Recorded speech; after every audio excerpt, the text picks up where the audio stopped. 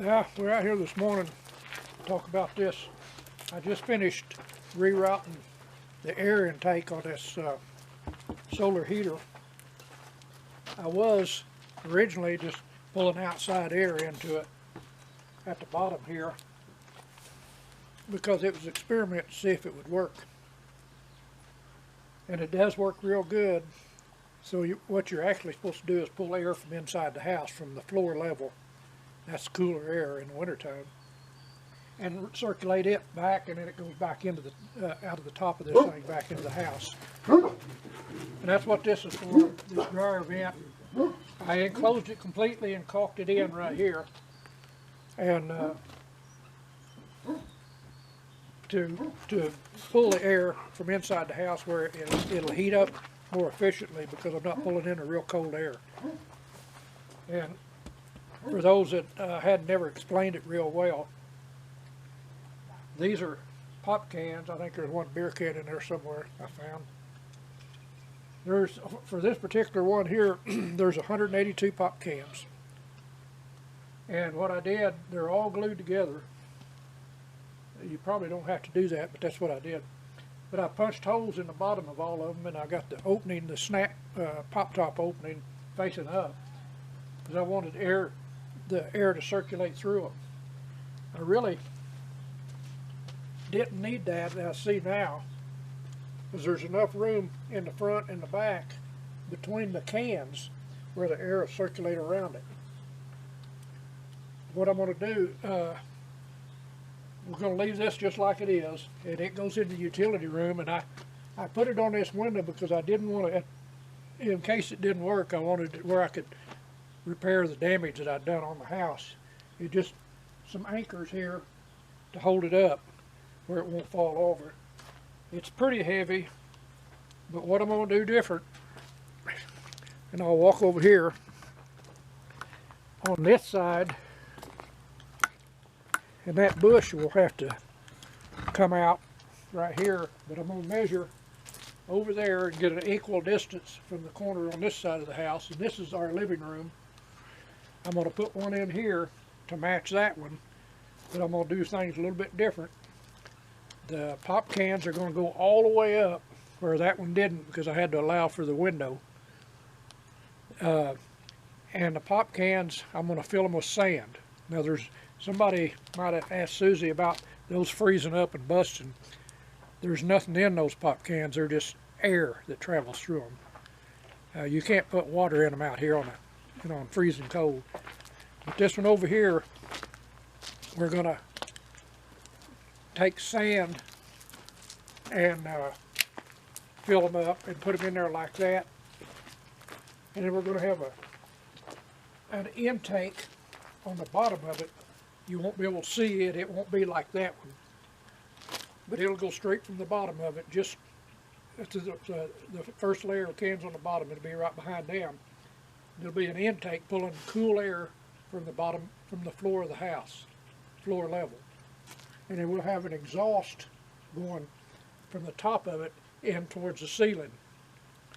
And we have a ceiling fan in there, so we turn our ceiling fan on and reverse it to where it pulls the air down. Instead of blowing the ceiling fan, to distribute the heat, a lot of people might not know this, but you reverse it. That's why the fans have a reverse on them. And you're pushing the air up and over to the walls and then down, instead of blowing air directly down on you. That's why you're supposed to distribute the heat. But we'll use that, and we might incorporate a solar fan on this one too. But I'm going to make it where there'll be a connection up high on this left side over here, a hole, and temporarily I'll block that hole. But we'll see how this one works, and if it works good, I'll add another one right beside it, and it'll vent into it. And that way you're doubling your heat source. And I think it'll work real good. We can't go a long ways over here because right over about in here is where the wood. Not following you. Huh? The camera's not following you. Okay. Okay, now go. Right over here is our wood heater inside, so we won't go that far, but we could probably go maybe 3 altogether here on this wall eventually.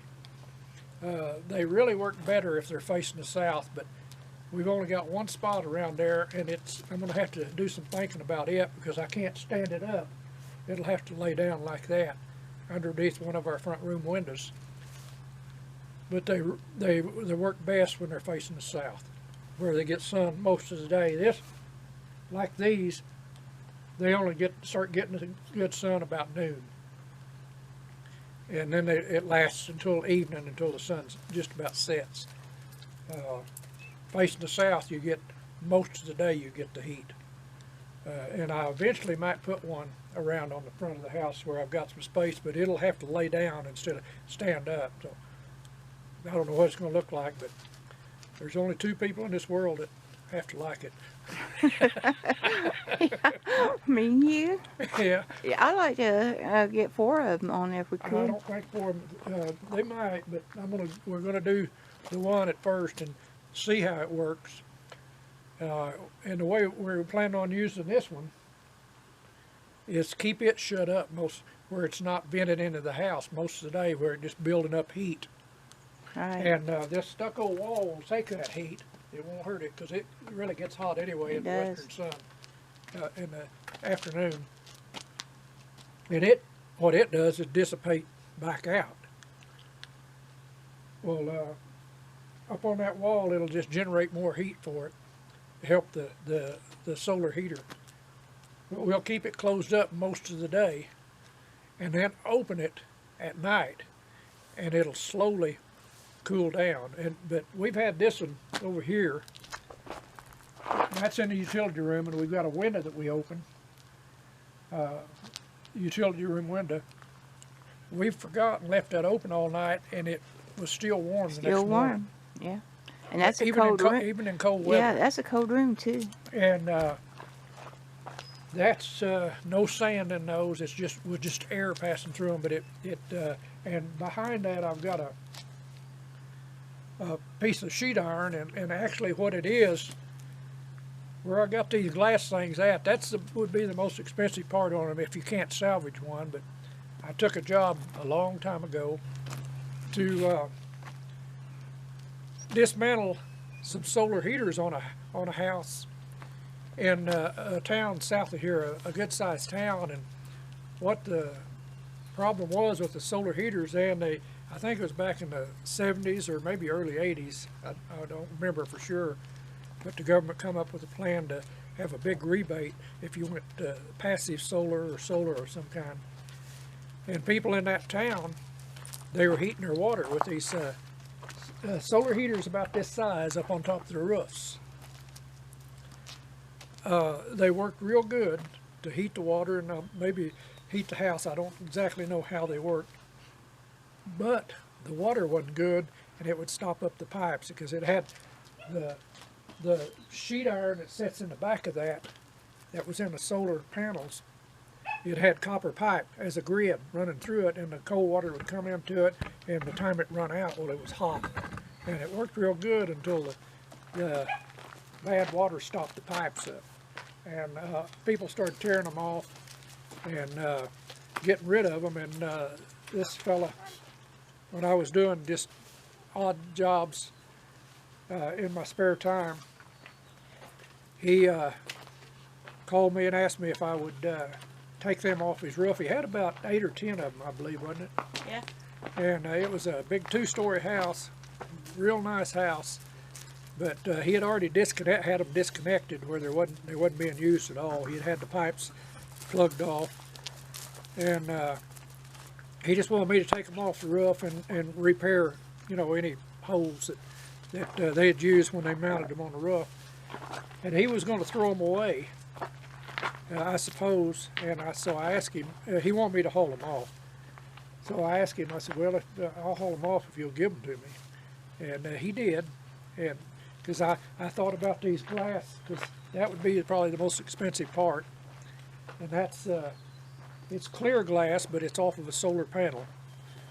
and made just for that. And I believe it's tempered. Anyway, it's like a windshield. It just busts into little bitty pieces. It doesn't bust into big jagged parts if you break it. And you can't drill into it or anything like that because it'll just shatter. When you got to be careful. It is real strong, and they're pretty heavy. But that's the plan. What I'm going to do today is finish this off. We'll walk over here. This tripod walks real good. I'm going to insulate this, do a final thing on insulate this where it won't get cold, and then I'm going to cover it. I'm going to take a piece of plywood and go down just below it and have plywood going across here to cover it, and then a shelf under here to cover it from that direction. Partially to insulate it, and I think Sonny's going to believe it's a chew toy eventually. I think he will.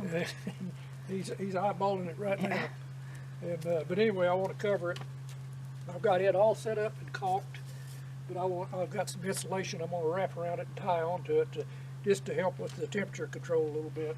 And then I'll box it in. And, the only thing I'm going to do different on the new ones that I didn't do on this one is I incorporated legs on the outside. What I'll do on the new ones, I've got the boards. The boards, the part of the structure will come all the way down and be its own leg instead of attaching a leg to it. It just it'll look better, and I believe it'll be stronger. So, I don't know if you heard me or not, so I'll repeat just a little bit of it. I'm going to insulate that. That's a dryer vent hose. I'm going to insulate that, and I'm going to completely cover it with wood in front and wood underneath to box it in to keep the temperature up a little bit where the cold air won't get to it, and also to keep Sonny from chewing it up, because he might do that. And that's about it. That's what I've got to do today. And then pretty soon I'm going to start on that one down there, building a new one. And this one here, I was just trying to, just do it little by little, so I know what I want now for sure, and it'll be a lot easier. But if you run across or hear of any of these passive solar panels that people have used that are discarding them, if you're interested in something like this, it'll save you a lot of money if you could offer to haul them off or take them down or whatever. And people might think they can use plexiglass. It won't last out in that sun. It'll yellow. The sun will yellow it. It'll deteriorate it, and you really need glass, and you need safety glass, because it's such a big pain of glass. Well, I'm gonna go and let Susie finish this up. So what we're thinking is over here, just to try warm our nights up, because we use firewood and propane. So if we can get a slow heat through there at night, if that releases heat at night, and especially once we get more of the panels up, we won't have to use so much wood and propane. And getting older, it's going to get harder for us to go cut wood. So we're trying to think of a way to keep the house a little warmer at night. It don't have to be hot, just warm. So that's what we're trying to figure out. And so anyway, it's going to be an experiment. And I think it will heat the house during the day even more if we open it up. But anyway, that's what we're thinking. So thanks for watching from Out West Homestead.